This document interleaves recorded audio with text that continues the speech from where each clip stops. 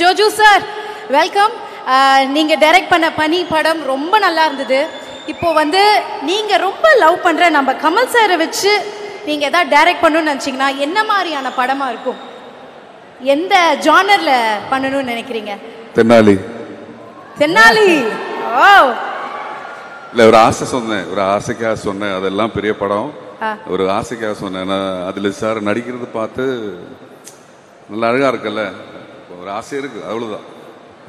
பண்ணலாம், சூப்பரா பண்ணலாம், தாராளமா பண்ணலாம். ஸோ நீங்க கமல் சாரை எவ்வளோ லவ் பண்றீங்க அப்படின்றது கமல் சாரே சொல்றாரு. ஷூட்டிங்ல வந்து எல்லாரும் என்ன நீங்க வந்து ஐ லவ் யூ டெய்லி சொல்லுவீங்கன்னு. இப்போ இந்த அரங்கமே கேட்குற மாதிரி ஒரு வாட்டி சொல்லிடுங்களேன் சார். நான் ஒரு வாட்டி அவர் எங்கிட்ட சொல்லல இது வரைக்கும். கமல் பரவாயில்ல. I love you sir. I love you. I love you.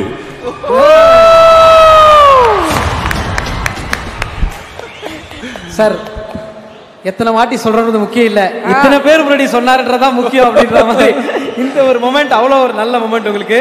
So தக் லைஃப் எவ்வளோ பியூட்டிஃபுல்லான ஜேர்னி, உங்களுக்கு எவ்வளோ ஸ்பெஷல் தெரியும். ஒரு சில வார்த்தைகள் படத்தை பற்றியும் இந்த அனுபவத்தை பற்றியும் சார்.